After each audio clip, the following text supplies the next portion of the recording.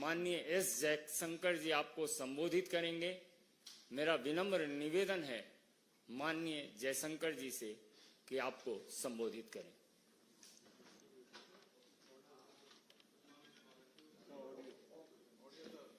Good morning to all of you. I know it's a little bit early, so thank you for making the effort. Today's press conference is about the Kachativu issue and also the situation of Tamil fishermen which arises from it. Now, maybe all of you may not be completely familiar with Kachativu, the whole problem. So let me first explain what the issue is, and then I want to tell you today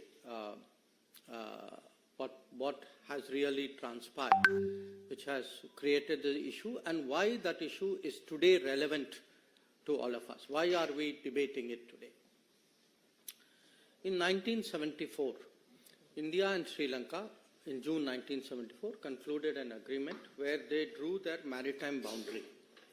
And in drawing the maritime boundary, Kachativu was put on the Sri Lankan side of the boundary. This agreement of 1974 had three other clauses. One clause which said that each country shall have sovereignty and exclusive jurisdiction and control over the waters. The second clause, Article 5, it gave to Indian fishermen that they will continue to access Kachativu as hitherto and will not be required to obtain travel documents. And the third one, that the vessels of India and Sri Lanka will enjoy in each other's waters such rights that they have traditionally enjoyed. So this was the agreement which was reached in 1974 in June. Now when this agreement was presented before Parliament, the then Foreign Minister, Shri S Ji, he actually assured the Parliament, and I am reading his words, I feel confident that the agreement demarcating the maritime boundary in the Pork Bay will be considered as fair, just and equitable to both countries.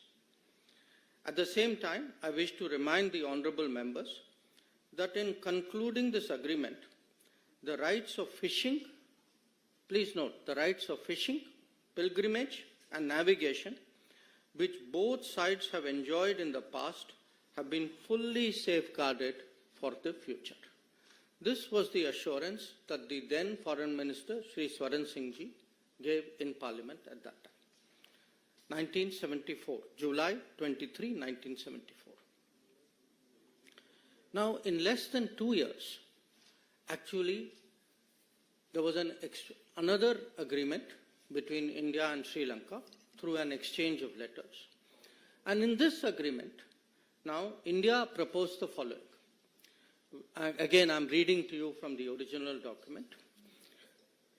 With the establishment of the exclusive economic zones by the two countries, India and Sri Lanka will exercise sovereign rights over the living and non-living resources of their respective zone. The fishing vessels and fishermen of India shall not engage in fishing in the historic waters, the territorial sea, and the exclusive zone of Sri Lanka. So, 1974, assurance is given. By 1976, an agreement is concluded which actually gives away this assurance. Now, once this agreement in 1976 was concluded, there then evolved a position, a standard position you can say, of the government on this matter. And I'm reading to you an example. This is from 2006. It is a question which is answered by the then Minister E. Ahmed on the floor of the Parliament. And he says, Mr. Ahmed, the 1974 agreement on the demarcation of the international maritime boundary line between India and Sri Lanka, as also the exchange of letters of 1976 on this issue of fishing rights, stipulate that the fishing vessels and fishermen of India shall not engage in fishing in the historic waters, territorial seas and the EEZ of Sri Lanka. So this is now the position which is taken by the government as a regular position.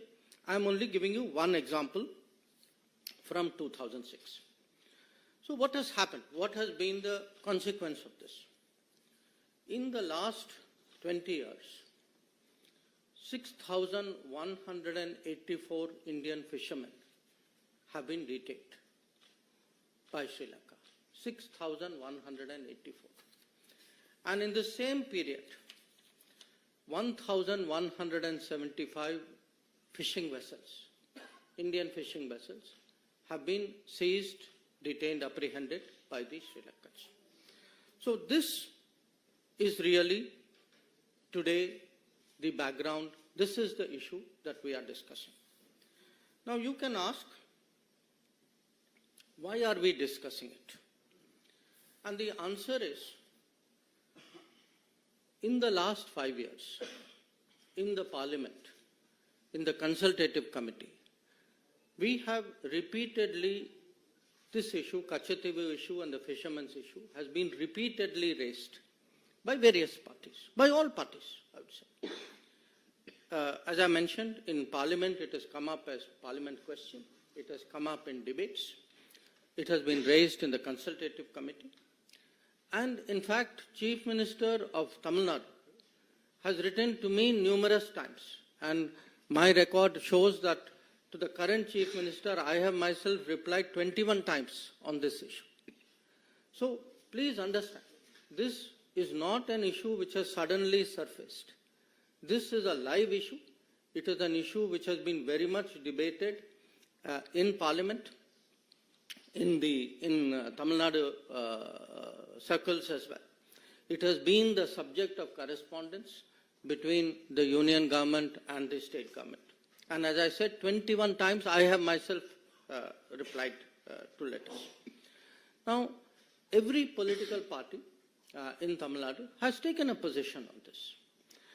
And here, one of the reasons why we are debating it is, in looking at these two issues, the Kachativu issue and the fishermen issue, two parties, the Congress and the DMK, have approached this matter as though they have no responsibility for it, as though the situation is for central government, today's central government, for them to resolve. There is no history to this. This has just happened. They are the people who are taking up the cause. That is the way they would like to project it. So the purpose of the press conference today, why I am talking to all of you, is we believe that the public has a right to know. The public has a right to know, how did this situation come about? How was Kachativu, how was the 1974 agreement reached? How was Kachativu given away? How was the fishing issue handled? Because please understand, the fishing issue actually emanated from a 1976 agreement. So there are two agreements we are talking about. So because these have been live issues, because they have been discussed earlier also in Parliament, two documents were sought from us as an RTI request. And these were provided. One was a document about Ministry of External Affairs, summary background note for the meeting of the Informal Consultative Committee in 1968 on this issue. And the second was a record of discussion of a meeting between the then Foreign Secretary and the then Chief Minister of Tamil Nadu, Honorable Kalaignar Karunanidhi, in June 1974. Now, the point today is, we know there are two agreements. We know there's a 1974 agreement. We know there is a 1976 agreement. We know who did this. How has the situation arisen? What we do not know is who hid this, who has been party to it, what has been concealed from the public, and we believe it is the right of the public today to know how did this situation come about. Now, with regard to the Kachatibu issue itself, there have been claims and counterclaims. India had its arguments. Sri Lanka had its arguments. In fact, in one of the two documents, both documents actually, but one has more detail than the other, these claims have been spelled out in some detail. India's claim is mainly that the Kachatibu Island belonged to the Raja of Ramnath, and that he had it from the time that East India Company assigned it to him. It was part of his zamindari rights, and these rights also included fishery, and also that later on these rights moved from the Raja of Ramnath to the Madras government. A second argument was that during after independence, for many years, Indian customs regularly went to Kachatibu, and this was not obstructed. And the Indian view also was that there was absence of any documentary evidence to show that Sri Lanka had an original title to Kachatibu.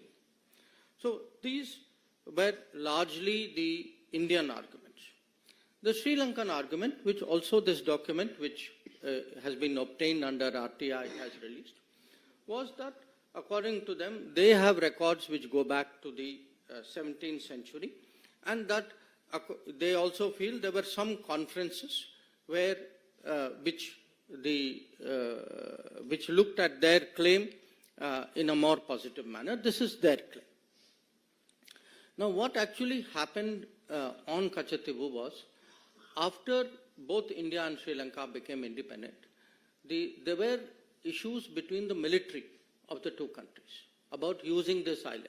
And that's how this issue actually came up as an issue between the governments. And from the 1960s, this issue picked up. And it was particularly discussed.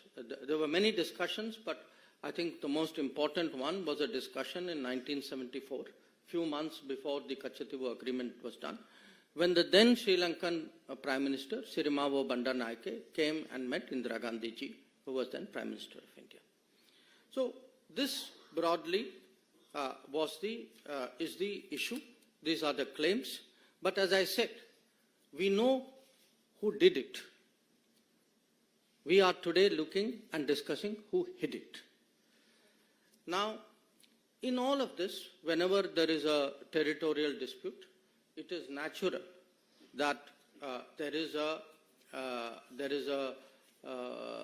request. You take a legal view of what is the claim. So at this time, the legal view was actually originally sought from the then Attorney General of India, Shri M.C. Setalvad. Many of you would be familiar. He was a very famous person. He was a legal luminary. Now, it's very interesting. Shri Setalvad gave his legal opinion as the Attorney General in 1958. In that opinion, he says, the matter, and I'm reading from it, the matter is by no means clear or free from difficulty, but on the assessment of the whole evidence, it appears to me that the balance lies in favor of concluding that the sovereignty of the island was and is in India. So this is the opinion of the then Attorney General. In fact, he not only mentions that, he also says, because please note, he says that the matter is by no means clear. He says whatever is agreed, it can also be limited by custom or treaty, and therefore Mr. Setalvad suggests that it may be possible for India to contend that there exists a right by custom in the Indian fishermen to fish in the territorial waters of the island. So essentially, the Attorney General is saying that the balance of the balance is something which goes in favor of India. But even if it doesn't, there is still a case. There is still a case to insist on fishing rights, access of Indian fishermen to the waters of this island. Now, interestingly, other than the Attorney General, you know, the Ministry of External Affairs also has a legal department. So we had a gentleman there at that time called Dr. K. Krishna Rao. He was a very eminent person dealing with international law. And Mr. K. Krishna Rao also takes a very interesting view. He says, I'm not suggesting that we have no case at all, but I submit that our legal case in this connection may be used to obtain fishing rights around the island. So what we have essentially is, you have the main legal people, and please bear in mind, we are talking 1958 and 1960. The main people actually saying, look, we have a case, it may not be a 100% case, we don't know where this case may go, but at least we should insist minimum that we should get fishing rights. And as I told you at the beginning, the island was also given away in 1974, and the fishing rights were also given away in 76. And whether in 74 itself, was there any sincere effort to press for fishing rights? I think I'll leave it to you to conclude, because 1976 shows otherwise. Now, if this is the situation, you will ask, how did this happen? Now, how did this happen has many aspects to it. One, and perhaps to me the most basic, I would say recurring one, is actually the indifference shown by the central government, by the prime ministers of the day then, about the territory of India. That fact is, they simply did not care. And to demonstrate that, I think if one looks at, again, this is there in one of the documents of the released under RTI. This is an observation by the then Prime Minister Jawaharlal Nehru in May of 1961. He says, he writes, I attach no importance at all to this little island, and I would have no hesitation in giving up our claim to it. I do not like matters like this pending indefinitely and being raised again and again in Parliament. So, to Pandit Nehru, this was a little island. It had no importance. He saw it as a nuisance. Why are people bringing it up again and again in Parliament? So, for him, the sooner you give it away, the better. Now, you can say, okay, this was Pandit Nehru's view. Now, I want to read to you. Actually, this was not just Pandit Nehru's view. This view continued on to Indira Gandhi ji as well. So, it's very interesting if one goes through the records of Parliament. We are now looking, I'm fast forwarding it to the time when Kachatibu agreement is done. There is a member of Parliament called G. Vishwanathan from Tamil Nadu. And he says, this is I'm quoting from Parliament records. We are worried about Diego Garcia, thousands of miles away from Indian territory. But we are not worried about this small island. When we speak of it, the Prime Minister, he's talking about Indira Gandhi ji, the Prime Minister is said to have remarked in the AICC meeting that this is a little rock. I am reminded of those days when Pandit Nehru called about our northern boundary as a place where not a blade of grass grew. I would like to remind the Prime Minister that after this historic statement by Prime Minister Nehru, Pandit Nehru never regained the confidence of the country. This is going to happen to the Prime Minister when she says this is only a little rock and that there is nothing to worry about the territories of our country. So, as you can see, this is not just one Prime Minister, whether it was Pandit Nehru or whether it was Indira Gandhi. This very dismissive attitude, this little rock, this small island of no importance, this was the historic Congress attitude towards Kachati. Now, again, please don't think it's an individual view. This was actually, in a way, had seeped into the party thinking. So, I will give you another example of it. Same time, there was a very well-known Congress leader, all of you are familiar with his name, he was from Delhi, called HKL Bhagat. Now, HKL Bhagat is reacting in the same Kachatibu debate.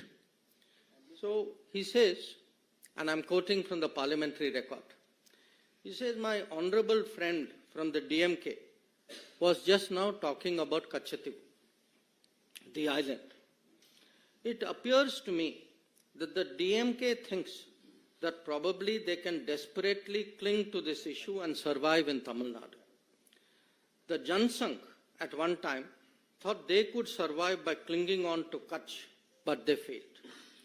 The DMK is also bound to fail because people of India and the people of Tamil Nadu are mature enough to see that it is in the interest of India, a big and great country, to keep her neighbors, particularly her small neighbors, satisfied.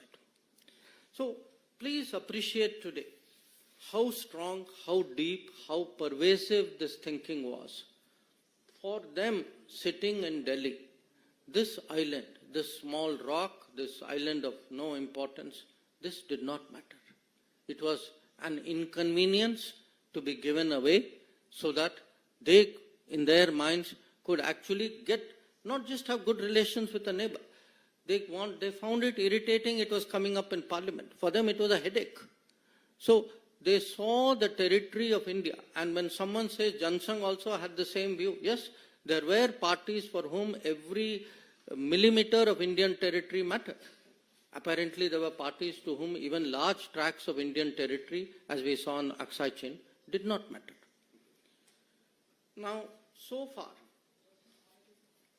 far, I have spoken about what was the approach of the central government and of the Congress party.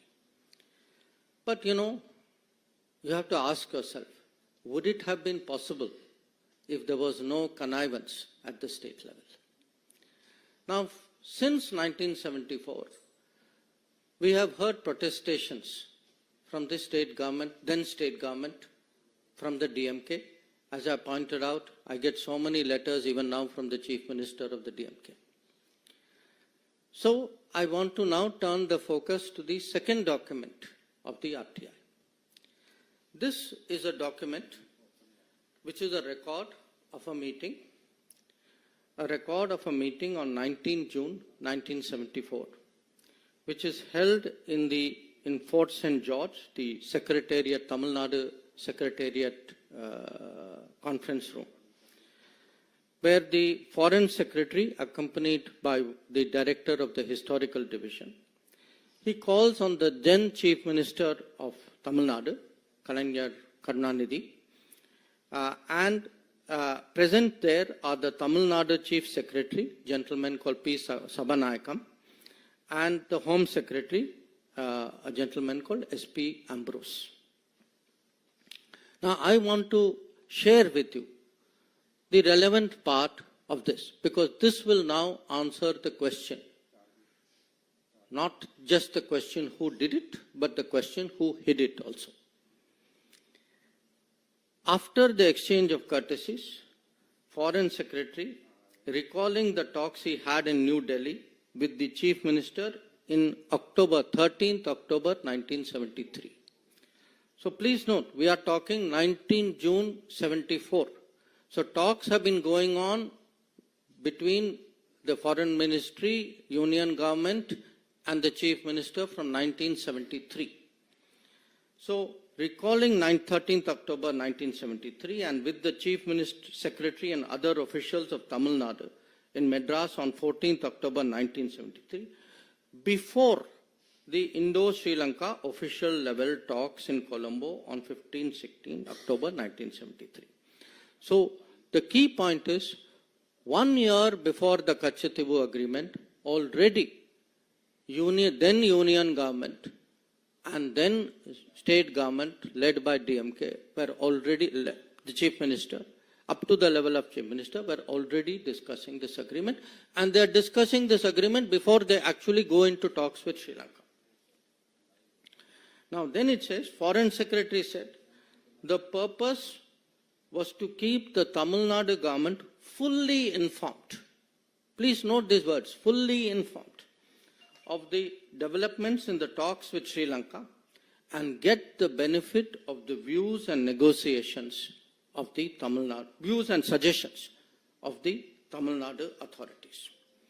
So this is actually the truth. The truth is, for a party which has been saying, how was Kachativu given away? How was state government not consulted? How could the union government have done this?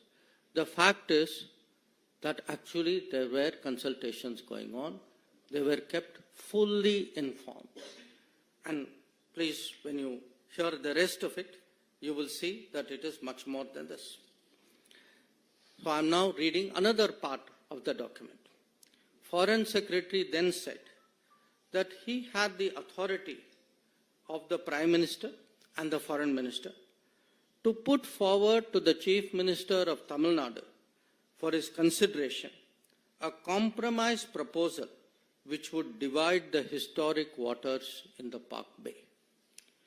So here it is. It is not even that they are being informed after the event. They are actually being consulted 1 year ahead. The key proposal is now actually being put forward to the Chief Minister. And the Foreign Secretary then proceeds, the next paragraph will show, he proceeds to explain this in great length. Now, at the end of the conversation, again I am quoting from the document, on the substance of the proposal, the Chief Minister indicated that he was inclined to accept the suggested solution. Then it goes on.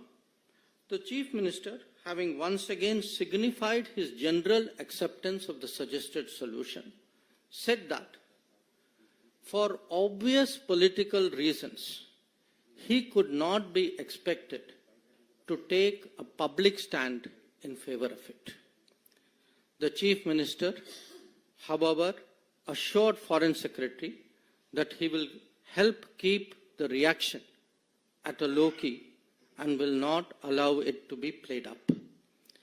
The Foreign Secretary appreciated this gesture and stressed that nothing should be done to embarrass the central government or turn this affair into an issue between the center and the state. So, the fact is, we know today actually not just who did it, but also who hid it, who were all the parties who were responsible for the 1974 Kachativu agreement. Also, how the fishing rights were terminated in 1976. So, if we have today a situation, as I shared with all of you, that in the last 20 years, if 6,184 fishermen were detained, if 1,175 boats were detained, you all know who is responsible. So, for today, it is important for the public to know, it is important for the people to judge. This issue has actually been hidden too long from the gaze of the public. So, we believe today that, at a time when there are big debates and decisions going on in this country, that the full truth on Kachativu and on Tamil fishermen's activities and right of living should be placed before the public. That was the purpose for this press conference. I thank you for your attention in listening to me.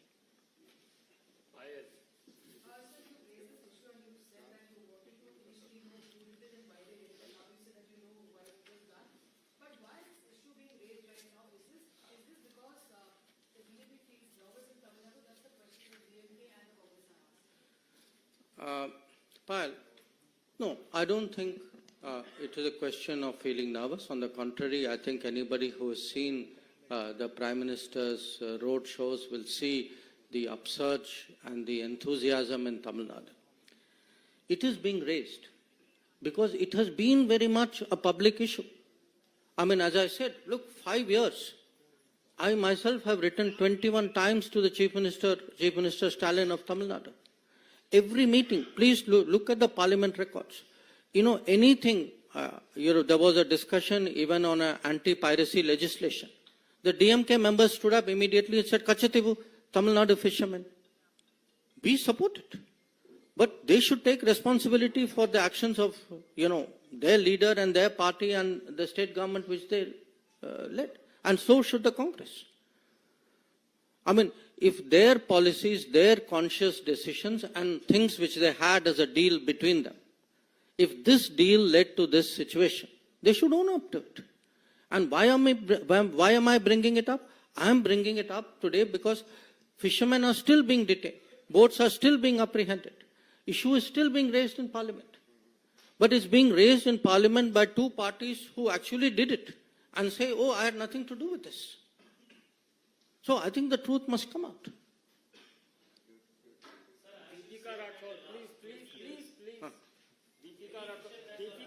माननीय वित्त मंत्री श्रीमती निर्मला सीतारमण जी,